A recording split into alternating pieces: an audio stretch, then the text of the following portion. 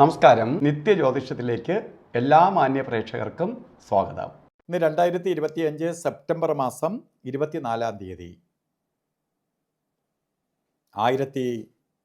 1201 ആണ്ട് കന്നിമാസം 8 തീയതി ബുധനാഴ്ച.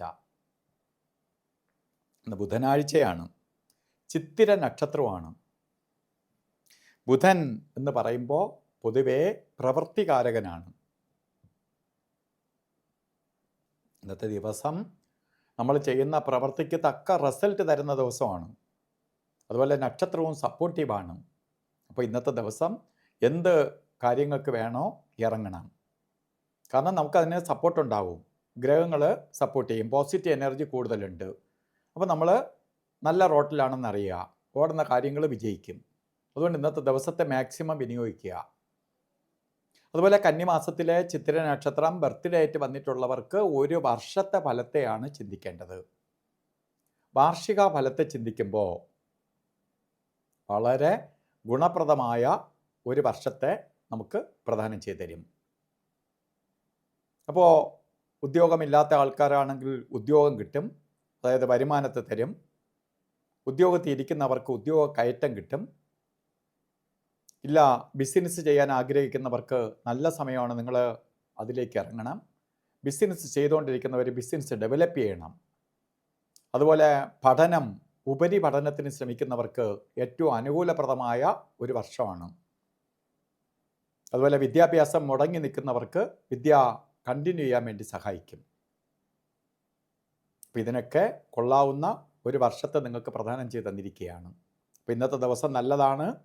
ഇറങ്ങുന്ന കാര്യങ്ങൾ വിജയിക്കും ഒക്കെ ഞാൻ പറഞ്ഞെങ്കിൽ പോലും നമുക്ക് ഓരോ കാര്യത്തിന് ഇറങ്ങുമ്പോൾ രാഹുകാല സമയം യാത്രയ്ക്ക് മാത്രമേ ബാധകമുള്ളൂ. അപ്പോൾ യാത്ര രാഹുകാലം നോക്കി ഇറങ്ങണം. അപ്പോൾ കലണ്ടറിൽ രാഹുകാലം രേഖപ്പെടുത്തിയിട്ടുള്ളത് അന്നത്തെ കോമൺ ആയിട്ട് രേഖപ്പെടുത്തിയിരിക്കുന്നതാണ്. ഓരോ ദിവസത്തെ സൂര്യോദയത്തിനനുസരിച്ച് വ്യത്യാസം വരും. അപ്പോൾ 12 മണി മുതൽ 1:30 മണി വരെ എന്ന് കലണ്ടറിൽ രേഖപ്പെടുത്തിയിട്ടുണ്ട്. ഇപ്പോൾ 12 മണിക്ക് നമുക്ക് രാഹുകാലം തുടങ്ങൂല. രാഹുകാല സമയം വരുന്നത് 12:16 തൊട്ട് 1:46 വരെ രാഹുകാല സമയമാണ്.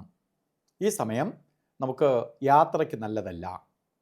അതുപോലെ ഒരു കാര്യത്തിന് എടുക്കാൻ പാടില്ലാത്ത 2 സമയങ്ങളാണ് യമകണ്ഠ കാല സമയവും ഗുളിക കാല സമയവും.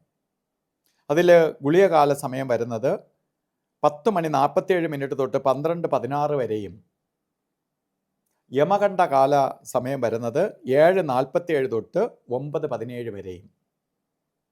ഈ സമയം പ്രപഞ്ചത്തിൽ നെഗറ്റീവ്, അതായത് അവർക്ക് അനുവദിച്ചു കൊടുത്തിരിക്കുന്ന സമയമാണ്. യമകണ്ഠൻ്റെയും ഗുളികൻ്റെയും എതിരെ പോകാതിരിക്കുന്നത് നല്ലതാണ്. നമ്മൾ ആ സമയം ഒതുങ്ങി നിൽക്കുക. അവരങ്ങ് പോയതിന് ശേഷം നമുക്ക് നമ്മളെ കാര്യത്തിലേക്ക് പോകുക. ഒരിക്കലും പ്രപഞ്ചത്തിൽ നമ്മൾ കാണാത്ത ഒരുപാട് ശക്തികളുണ്ട്, പോസിറ്റീവായിട്ടും നെഗറ്റീവായിട്ടും. ഇപ്പോൾ പോസിറ്റീവായിട്ട് വരുന്ന സമയമാണ് ശരിക്ക് അഭിജിത്ത് മുഹൂർത്തം. എന്ത് ദോഷത്തെയും മാറ്റി നമ്മളെ സംരക്ഷിക്കുന്ന ഒരു മുഹൂർത്ത സമയമാണ് അഭിജിത്ത് മുഹൂർത്ത സമയം. ഈ അഭിജിത്ത് മുഹൂർത്ത സമയം വരുന്നത് 11:52 തൊട്ട് 12:40 വരെയാണ്. 48 മിനിറ്റ് നേരം. ഈ സമയം നമുക്കൊരു പ്രത്യേക പോസിറ്റീവ് വലയം ഉണ്ടാവും.